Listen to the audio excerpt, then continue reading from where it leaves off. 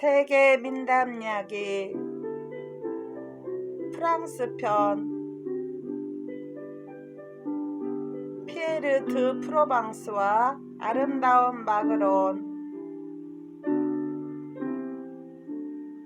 서기 1000년이었습니다. 그 시절 아렐 왕국에는 미치광이들이 날뛰고 지혜로운 사람은 별로 없었습니다. 게으름뱅이 로돌프 3세가 즉위하자 그의 정적들과 신하들이 활기를 치기 시작했습니다. 이들은 아름다운 영토를 나눠 갖는 문제로 서로 싸웠습니다. 그러나 장 드 프로방스 백장만은 이 일에 가담하지 않고 카바용에 있는 그 영지에 피해 있었습니다. 나라가 한창 어지러울 때 디랑스강 계곡에 있는 이 작은 영지만은 살기 좋은 체류지였습니다. 형과 조카의 질투에도 불구하고 장 드 프로방스는 그 영지에 평화와 번영이 깃들게 하였습니다. 그 아내는 바르셀로나와의 백작 딸로 우아함을 지니고 있어 백작의 마음을 사로잡았습니다. 떠돌이 음유 신인들이 그들의 화려한 음악으로 카바용 성을 가득 채우고 우은 시나 훌륭한 말솜씨로 가득 찬 그들의 이야기를 낭수하러 자주 왔습니다. 이 모든 것들이 경쾌한 웃음을 자아내곤 했습니다. 백작은 이들을 극진히 대접했습니다. 피에르 드 프로방스가 태어난 것은 이처럼 재치를 겨루는 향연이 한창 벌어지고 있을 때였어요. 그의 부모는 피에르를 하프를 켜는 것에다 창을 다루는 것에 매우 능숙한 완벽한 기사로 만들었습니다. 그가 쓴 시구는 귀부인들을 공상에 젖어들게 했으며 그의 자비로운 말은 언제나 가난한 사람들을 감동시켜 그들의 비참한 처지를 위로받았습니다. 그는 물리학도 잘 알고 있었어요. 그는 하늘에서 뭔가를 알아내기 위해 늦봄부터 초가을까지 그랬듯이 얼어붙은 차디찬 겨울밤들도 성곽의 탑 위에서 보냈습니다. 아침이면 피에르는 그의 검은 머리카락 밑으로 창백한 얼굴을 하고 탑에서 내려와 생각에 잠긴 모습으로 미소 지었습니다. 어느 날 나폴리에서 온 상인들이 에그모르트에 도착을 하였어요. 롱강을 거슬러 올라가면서 그들은 장 드 프로방스에게 문안을 드리러 왔습니다. 이 상인들은 그들에게 베풀어준 환대에 몹시 기뻐했어요. 그래서 그들이 여행 중에 본 모든 것, 그리고 베수비오 산 기슭에 있는 나폴리만의 광경, 궁정의 화려함, 왕족의 영화, 나폴리 왕비의 상냥함과 그녀의 딸인 마그론의 아름다움을 이야기하였습니다. 공주가 태어난 순간 하늘이 내려준 이 놀라운 선물에 공주 집안 사람들은 어안이 벙벙했습니다. 그녀의 작고 하얀 어깨 위에는 황금빛 머리카락이 드리워져 춤추었고 크게 뜬 눈은 두 개의 푸른 별처럼 반짝였습니다. 공주는 홀딱 반할 정도로 예쁘게 태어났으므로 그녀의 대모는 공주를 마그론이라고 이름 지어 주었어요. 마그론은 그 당시 지중해 연안에 살고 있던 사람들이 진주처럼 순수하여 별 중에서 가장 매력적인 오리온 자리의 별이 비너스라 하였으므로 붙여준 이름이었습니다. 여행자들은 귀여운 모습의 어린 공주의 초상화를 만들었고 공주 미모에 대단한 감동을 느끼며 이야기를 전하였습니다. 그러자 피에르는 공주를 본 적도 없으면서 아름다운 마그론에게 반하고 말았습니다. 공상에 빠진 피에르는 영지를 빠져나왔어요. 그는 이 순간에 그가 가장 사랑하는 사람의 눈도 비로도 같아 보이는 하늘의 푸른 곳이나 은하수에 멈추어 있을 거라는 터무니없는 공상을 하면서 별자리들을 바라보며 밤을 보냈습니다. 피에르는 특히 매일 밤 석양이 지면 나타나는 비너스를 몰래 지켜보았어요. 그러다가 금성이 수평선에서 사라져 버리면 그는 절망하여 새벽까지 밤을 지새웠습니다. 피에르 고상하면서 핏기 없는 얼굴이 피로로 차츰 낯빛이 되어갔습니다. 심한 열이 그를 시들시들하게 만들었어요. 영주 성에 있는 사람들 모두 토성의 숙명적인 운세가 그를 짓누르고 있다고 생각했습니다. 장드 프로방스 백작은 멋있긴 하지만 마음을 어지럽히는 이러한 마법의 주문을 깨트려버리기 위해 웃음 띤 얼굴로 아들에게 이렇게 말했어요. 얘야, 조심하거라. 불가능한 것을 기대하지 마라. 점성학자들은 토성과 금성이 하늘 한복판에서 끊임없이 서로 쫓아다니고 있지만 7년에 한 번밖에는 서로 만날 수 없다는 것을 알고 있단다. 피에르는 여전히 말없이 미소 지었습니다. 그리고는 매혹적인 나폴리만의 공주만을 생각했어요. 어느 날 밤 피에르가 사라져 버렸습니다. 사랑의 열병이 그를 그곳으로 이끌었던 것이에요. 피에르는 큰 잔치가 벌어지기 전날 나폴리에 도착을 했습니다. 왕과 왕의 가족들이 보는 앞에서 기마 시합이 거행될 참이었어요. 보헤미아 지방에서 온 한 유명한 기사가 피에르에게 결투를 신청했습니다. 그는 젊고 친절했으며 누구나 그가 승리하기를 원할 정도로 용맹스러웠습니다. 모든 사람의 이러한 사랑은 그가 이 원형 경기장에서나 다른 어떤 전쟁터에서도 결코 패배를 한 적이 없을 만큼 그의 용기를 북돋아 주었어요. 피에르 드 프로망스가 도전에 응했습니다. 피에르는 꿈을 꾸는 듯이 그와 싸웠습니다. 그래서 자신이 얼마나 타격을 주고받았는지 알지 못했어요. 갑자기 피에르는 자신이 승리를 거두었으며 결투가 끝났다는 것을 알아차렸습니다. 그의 적수가 패배한 것을 애석하게 생각한 피에르는 검으로 그에게 상처를 입히지 않으려고 조심했습니다. 피에르는 말에서 내려와 그를 다시 일으켜 세우고 검을 돌려주면서 그를 얼싸안았어요. 관중들은 박수갈채를 터뜨리면서 환성을 올렸습니다. 첫 번째 기사보다 더 기사답고 운이 좋은 제2의 기사 선수가 방금 탄생한 것입니다. 왕은 승리자를 불러들였어요. 아름다운 마그로는 그 앞에서 갓 태어난 여자아이처럼 시선을 떨어뜨리고 수줍어했습니다. 그렇지만 어떤 물리칠 수 없는 힘으로 인해 멋진 프로방스 기사에게서 시선을 돌릴 수가 없었어요. 달아날 준비가 되어 있는 암사슴처럼 겁 많으면서도 동시에 신뢰하는 태도로 공주는 가벼운 눈물로 반짝이고 있는 푸른 두 눈을 크게 뜨고서 그를 바라보았습니다. 그녀가 아주 천진난만하게 그를 바라보았기 때문에 피에르는 눈이 부셔 죽을 지경이었어요.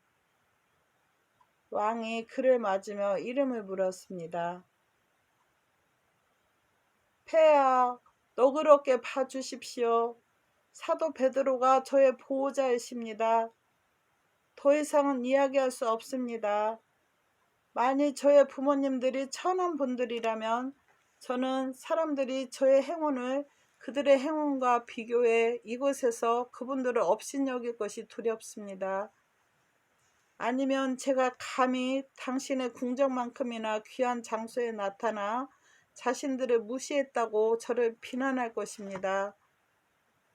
만일 저 부모님이 고귀한 분들이라면 아직 미숙한 저 재능으로 그분들의 명예를 손상시킬까봐 걱정이 됩니다.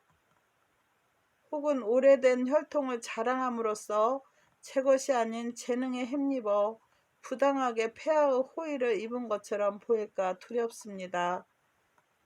이 알쏭달쏭한 이야기는 왕의 마음에 들지 않았어요. 그러나 왕은 그 예절 발음에 오히려 자신이 실망한 것을 전혀 눈치채게 하지 않고 그날 밤 예정된 연회에 그를 초대했습니다. 젊은이가 의도적으로 했던 수수께끼 같은 말은 그것이 위험과 우아함의 표시인 양 마그론의 마음을 이끌었어요. 마그론은 피에르에게 사로잡혀 있었습니다. 공주는 타오르는 듯한 열렬한 기쁨으로 피에로가 자기만을 위해서 연애해 온 것처럼 생각이 되었습니다. 그녀의 가슴은 한 마리 비둘기처럼 팔딱팔딱 뛰었습니다. 연애가 끝날 무렵 공주는 피에르 앞을 지나가며 용기를 내어 이렇게 말했어요.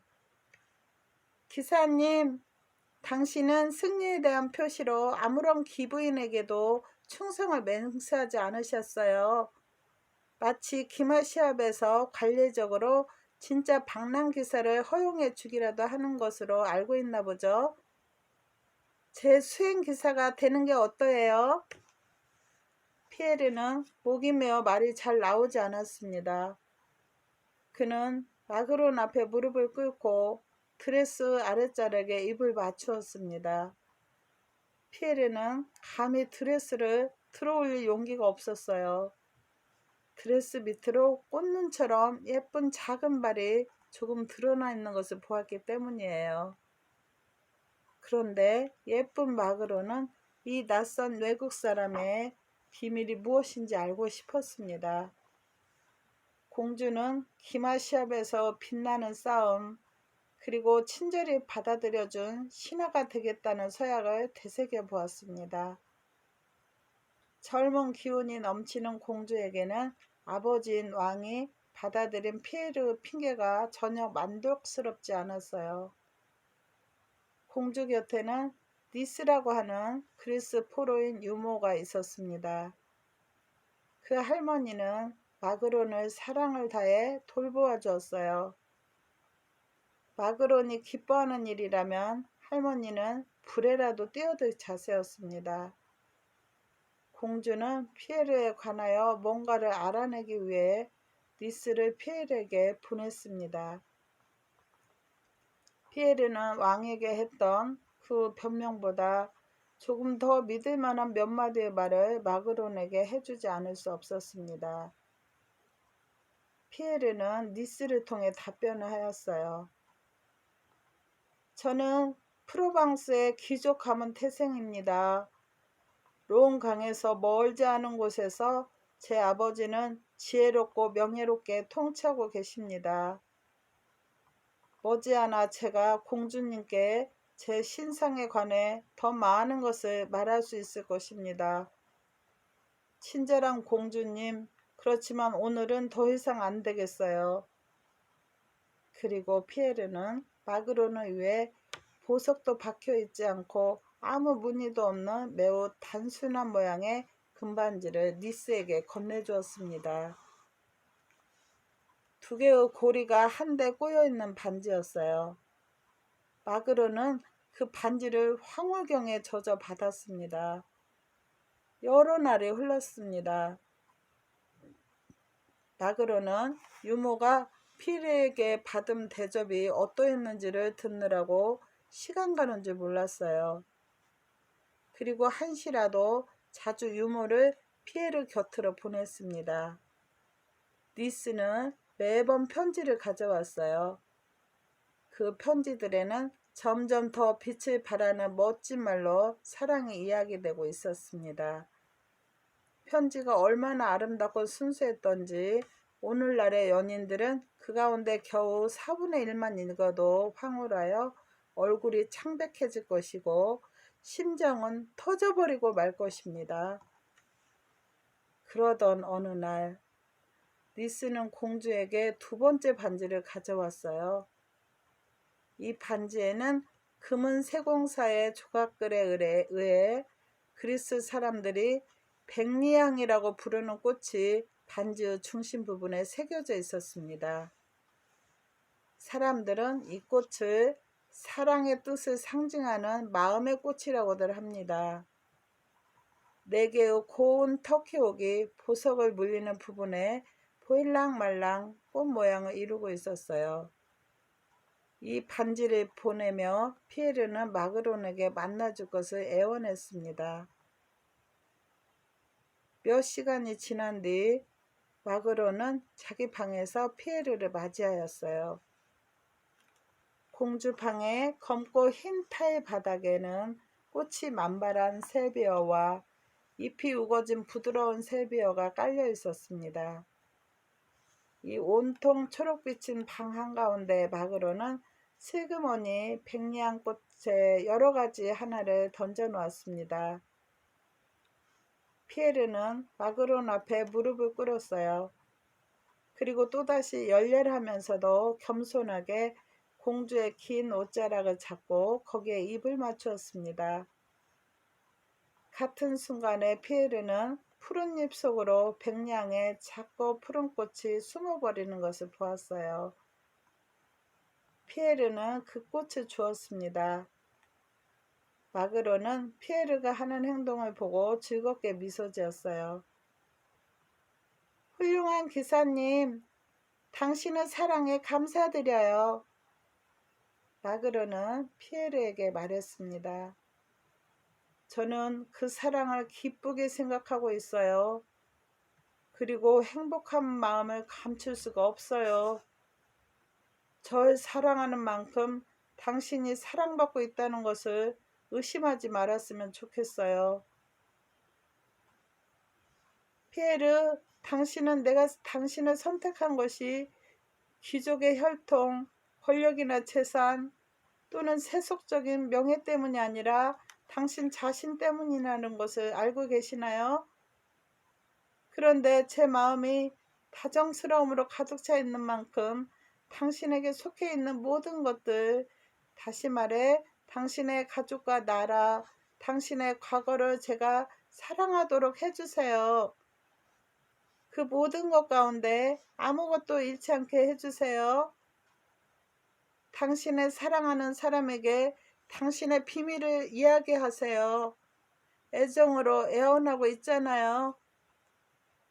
피에르는 마그론의 미소와 떨리는 아름다운 목소리에 더 버틸 수가 없었어요. 피에르는 마그론에게 카바용 영지에서의 그의 태어남, 그리고 어린 시절 막연한 기대, 그리고 여행, 최초의 결투 등을 말했습니다. 마그론은 피에르의 손을 잡고 넋을 빼앗긴 채 그 이야기에 귀를 기울였어요. 그리고 때때로 발랄하고 다정한 만들로 그 말을 가로막았습니다.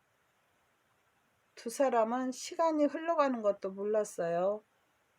하녀 니스가 그들에게 밤이 되었으니 두 사람이 헤어져야만 한다고 말해주었습니다. 피에르와 마그론은 떨면서 최초의 입맞춤을 주고받으며 서로에게 충실할 것을 맹세하였습니다. 마그론은 피에르 목에 황금 사슬을 걸어주었고 피에르는 마그론에게 셋째 손가락에 끼고 있던 경탄할 만큼 멋진 보석으로 장식된 세 번째 반지를 주었습니다. 그리고 그는 왕궁을 빠져나왔어요. 그러는 동안 나폴리의 궁정과 호기심에 찬 도시에서는 이 멋진 외국의 기사에 대한 얘기가 끊이질 않았습니다. 그는 아주 조심스럽게 자기 이름을 감추고 있었으며 다른 사람들의 생활에 섞이기를 거부했고 전쟁이나 돈에 관계되는 그 어떤 일에도 관심을 기울이지 않았습니다. 그렇지만 그는 어떤 마력에 의해서 묶여있기라도 한 듯 그곳에 머물러 있었어요. 날마다 궁정에 드나드는 이 멋진 기사를 보면서 많은 사람들은 이렇게 대단한 총애를 받고 있는 저명인사 마음에 들기 위해 수입품, 아름다운 말, 지나친 찬사로 그를 만족시켜 주려 했습니다. 그러나 이 모든 비굴한 관심의 표시는 그에게 참을 수 없이 불쾌한 감정만 일으켰을 따름이에요. 그는 조금도 가치가 없다고 여겨지는 성가신 사람들에게는 답변을 전혀 거부했고 모르는 채 했습니다. 그런데 그가 좋은 지위를 얻기 위해 왕의 후원을 적절히 이용할 줄 모른다는 것을 사람들이 알게 되자 주위 사람들의 태도가 완전히 달라졌어요. 그를 질투하거나 그에게 거절을 당했던 사람들은 그를 비웃고 비방하였습니다.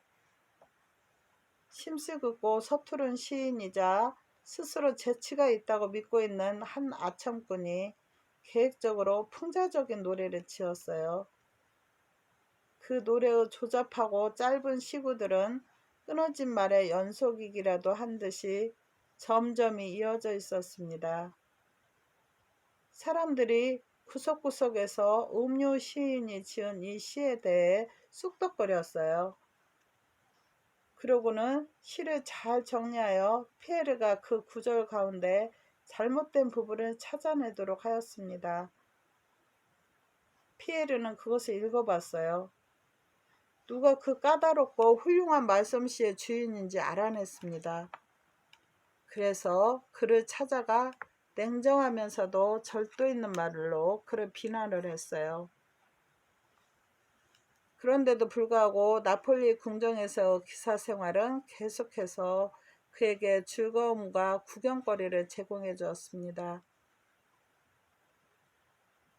피에르는 궁정에 그가 나타나는 것을 정당화하기 위해 각종 연회, 무도회, 그리고 기마 행렬의 모습을 드러내지 않을 수 없었어요. 피에르는 그 용기와 능숙한 솜씨로 임금의 마상 시합의 화려함을 드높여 주어야 했습니다. 이 시합은 기부인들이나 유명한 방문들에게 경의를 표하기 위해 열리는 것이었어요.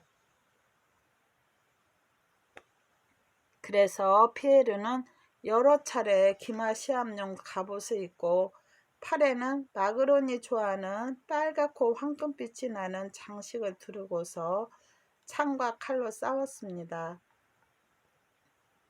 피에르는 랑슬로 드 발르아와 대적하여 그를 쓰러뜨렸습니다. 랑슬로는 이전의 시합장에서 무시무시한 페리에를 유일하게 쳐부숴 이긴 사람이었어요. 피에르는 다시 영국의 에두아르와 대적하였습니다. 에두아르는 왕의 아들로 세계에서 가장 오래되고 영광스러운 왕위 가운데 하나를 물려받기로 예정되어 있는 사람이었어요. 피에르가 그를 패배시켰습니다. 그는 수월하게 싸워서 이긴 것처럼 보였어요.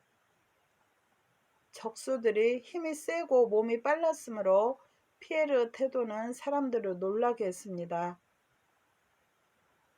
어느 날 드디어 가장 과격한 투사, 즉 알프스 산맥 너머에 있는 나라들에서 가장 사납고 난폭한 결투자가 도착했다는 전갈이 왔어요. 피에르는 그 삼촌이자 아버지의 친동생인 자크 드 프로방스가 나타난 것을 알았습니다. 자크는 내려진 투구의 명갑 아래 그 조카를 알아보지 못했어요. 피에르의 방패에는 출신을 나타내는 무늬가 전혀 없었습니다. 피에르는 결투를 거부하고 싶었어요. 하지만 자크 드 프로방스는 피에르가 자제하는 것을 자크가 과거에 세운 영웅적인 수훈에 경의를 표하는 것이라고 생각하지 않고 자기 이름도 말하지 않는 이 젊은 승리자가 자신을 무시하는 거라고 믿었습니다.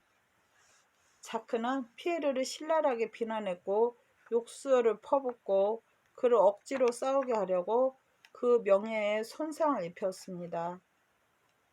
피에르는 피를 흘리게 되는 위험을 무릅쓰고 결투를 받아들여야만 했어요. 자크는 미친 듯한 맹렬한 공격에도 불구하고 피에르는 다행히 자크에게 상처를 입히지 않은 채 말 아래로 그를 떨어뜨렸습니다. 마그로는 피에르의 괴로움을 알아챘어요. 마그로는 자기 아버지 쪽으로 몸을 굽혀 그에게 몇 마디 말을 하였습니다. 피에르의 승리가 확실해지고 두 적수의 명예가 온전하게 보존된 상태에서 왕은 격투를 중단시켰습니다. 피에르는 투구의 얼굴 가리개를 걷지 않고 삼촌에게 인사를 했어요. 그리고 막상 시합 뒤에 열리는 연회에는 나타나지 않았습니다. 그런데 이 연회에서 자크는 왕비와 마그론 사이에 있게 되었어요. 마그론은 사랑하는 사람의 비밀을 드러내지 않은 채 자크에게 그 가문과 카바용의 영지 그리고 프로방스 지방에 관해 즐겁게 질문을 하였습니다. 자크는 마그론에게 아무것도 감추지 않았어요. 자크는 프로방스 사람들의 희망이자 사랑의 대상이었던 그 조카 피에르가 몇 달 동안 이상하게도 우울한 기분에 잠겨 있더니만 갑자기 사라져 버렸다고 마그론에게 알려주었습니다. 이튿날 레몬나무 숲에서 마그론은 시녀도 없이 피에르를 다시 만났어요. 마그론은 자기가 들은 얘기를 피에르에게 말해주었습니다. 그러자 젊은이는 오랜 망각에서 깨어난 듯했어요. 양심의 가책에 사로잡힌 피에르는 부모님의 괴로움을 생각하며 울었습니다. 그리고 마그론에게 그가 떠나도록 내버려둬 달라고 애원했어요. 그대는 저의 남편이고 제 생명이에요. 제가 좋지 못한 충고를 결코 하지 말았어야 하는데 사실 저는 그대가 가능한 한 빨리 그대에게 생명을 주신 분들에게 평화와 기쁨을 되찾아 드려야 한다고 생각해요. 그렇지만 저를 데려가 주셔야 해요. 마그로는 이렇게 말하였습니다. 피에르는 자기가 나폴리로 돌아오는 날을 기다리라고 마그론을 설득하였습니다. 피에르는 가능한 한 빨리 아버지의 허락을 받아서 왕에게 마그론과의 결혼을 신청하러 돌아올 것이었습니다. 그러나 사랑에 불타오른 공주는 궁정의 예법상 피에르의 이런 맹세가 지연될 것이라 생각을 했습니다. 마그론은 떨어져 있는 동안 일어날 수 있는 온갖 형태의 불행한 일들에 대한 걱정에 사로잡혀 있었어요. 피에르는 공주를 설득시키고 없었습니다. 마그론 곁을 떠나야 하는 가슴 찢어질 것 같은 비통함 때문에 피에르는 도망갈 때 마그론을 데리고 가기로 하였습니다. 밤이 이슥해지자 두 마리의 군마가 나폴리 성을 조용히 빠져나갔어요. 마그론은 잠이 들었습니다.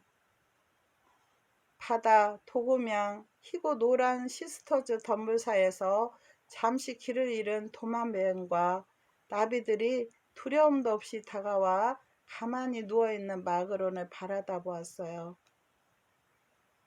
피에르 역시 말을 타고 달려와 지쳐 있었지만 사랑에 도취되어 눈을 감고 있을 수가 없었습니다. 그래서 마그론에게 시선을 떨어뜨리고 있었어요. 핏빛꽃이 별처럼 수놓아진 석류나무 위쪽에 까마귀 한 마리가 날아왔습니다. 지친 마그론은 가는 응고리로 만들어진 작은 주머니가 수풀 속에 떨어져 있는 것도 내버려 두었습니다. 주머니 안에는 가장 소중한 보물이 들어있었어요. 주홍빛과 금빛 리본으로 묶여있는 피에르가 준 3개의 반지 말입니다. 금속의 눈부심에 이끌린 까마귀가 주머니를 물고 날아가 버렸어요. 피에르는 살며시 그리고 재빨리 마그론의 목 아래에 있던 팔을 뺐습니다. 마그론은 눈을 뜨지 않고 신음소리를 냈어요. 피에르는 저고리를 방석 모양으로 접어 마그론의 머리 밑에 스그머니 집어넣었습니다. 그 방석에는 낙원의 향내를 풍기는 황금색 고리들이 가득 퍼져 있었습니다. 까마귀는 물고 있던 주머니를 놓지 않고 바다 위로 떨어져 버리고 말았습니다. 견고한 배 한 척이 느린 파도에 의해서 가까스로 다듬어져 있는 모래사장에 매어 있었습니다. 피에르는 그 배를 바다에 띄워 까마귀를 향해 노를 저었어요. 그렇지만 변덕스러운 바람이 조금씩 그 고약한 짐승을 바다 한가운데로 실어갔습니다. 그러나 배는 너무 무거워 조금도 앞으로 나아갈 수가 없었어요.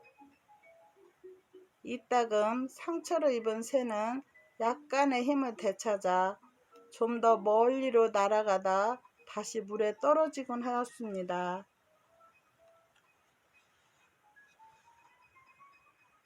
감사합니다. 사랑합니다. 항상 평안하시고 즐거운 날 되세요. 구독과 좋아요는 힘이 됩니다.